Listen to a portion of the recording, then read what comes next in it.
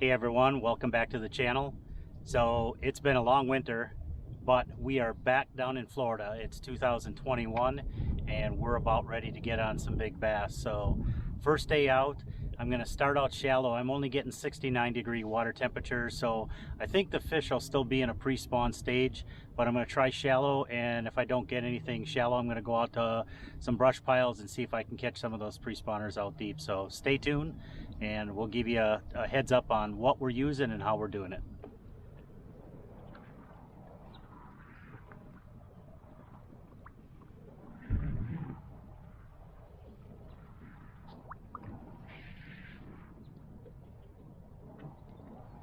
First one of the year. It's a biggie.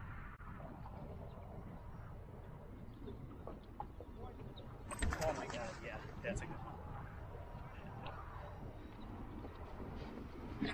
So we just got down here trying to slow roll the spinner baits, and it works.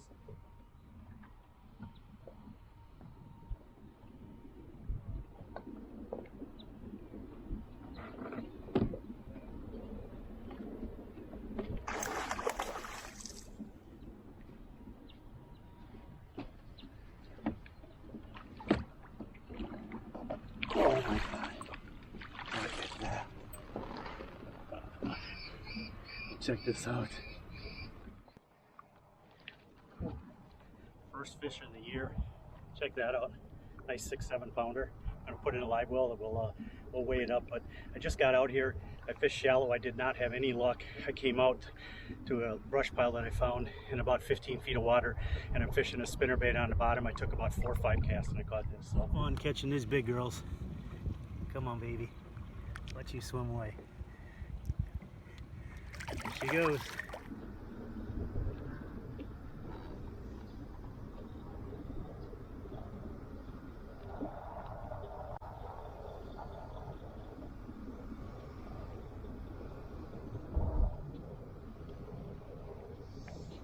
Well, I think I found him.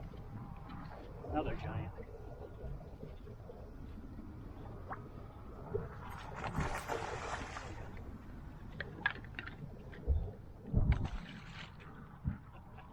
I think we found him. This one's a little bigger than the last one. Thought I snagged a brush pile. Oh my god.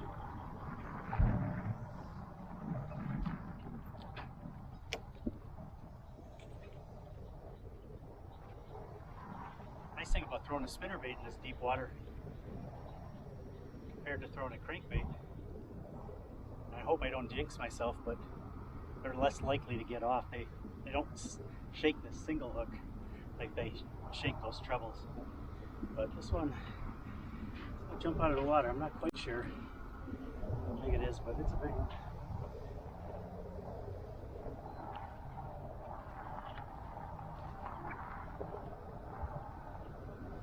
It's crazy when you can't even move it.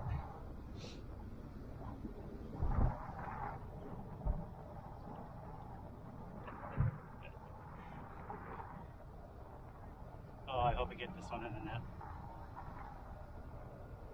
Just take my time. Put it in a live well and let it revive a little bit before we let it go, if we can get it in. Jeez, this has got to be a 10 pounder.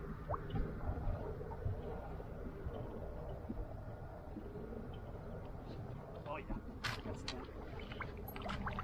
Don't you jump. Don't you jump. Oh my lord. That's way bigger than a 10. Oh, I've never caught one that big. Check that out. We'll put it in a live well. We'll weigh it up. Look at that. That's just incredible. And you can see it's pre-spawn. I mean, they got fat bellies. Last year we got down here in March and they just weren't that fat. Okay, we're gonna weigh this thing. See what it weighs. This one has to be a 10 pounder. That's the biggest fish I've ever seen that I got in the boat.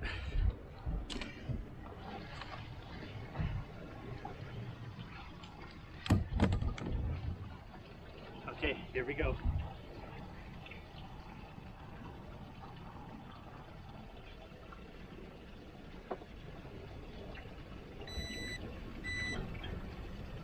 Nope, didn't make 10, 9.6.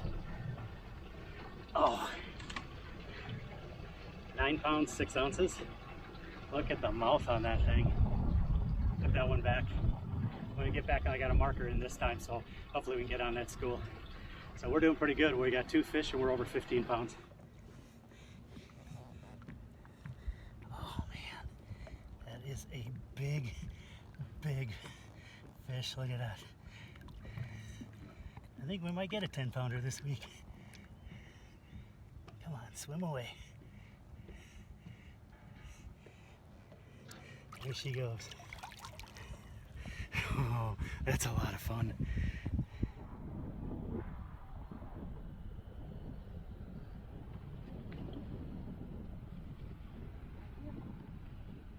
Right in the same spot.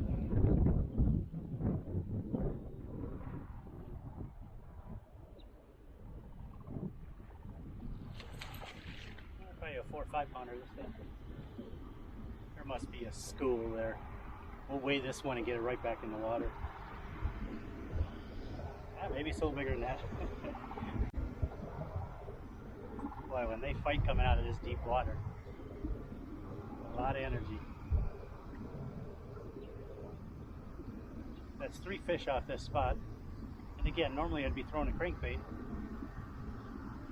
but I really like throwing the spinnerbait in this deep water. 1, nobody does it, and 2 is that you just have a high percentage of having fish throw a bait when you have those treble hooks. And I lose some on a spinnerbait, but I just don't lose that many even when they jump. So I might be wrong about this one. Yeah, probably a 5-6 pounder.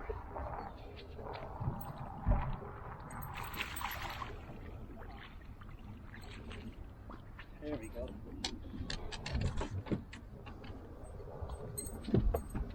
So we'll weigh that one. I'm guessing 4, 4.5 maybe. So see what we end up with.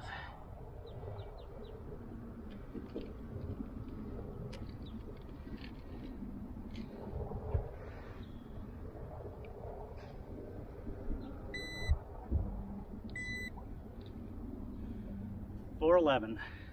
Wait, one more time. I think it hit 4.12. 4.12. It's bouncing a little bit there. So there we go. Put that one back. So that's it for day 1. We only caught 3 fish, but they were all good ones. We ended up with first fish was a 6.9, then we got a 9.6, and then we got a 4.12. So I started out punching. I just did not have any luck in shallow, and we went out deep.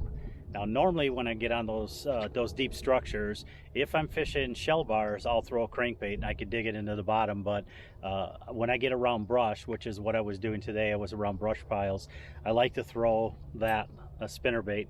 And it seems kind of strange when you're fishing down in 16, 18 feet of water, but it gives some advantages. So this is a Pepper custom spinnerbait in the chartreuse and white. I picked that. It was kind of cloudy, and I figured being that deep might be a little easier for them to locate it. But it's a 1/2 ounce, and what I do is I throw this out, I let it sink to the bottom, and then I slow roll it back just like you would a crankbait.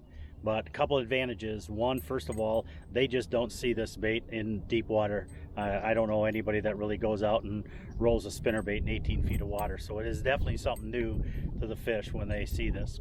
And second of all, I don't snag up on the brush. I can feel myself tick the brush and crawl over it, and a lot of times I'll get the bite right at that time.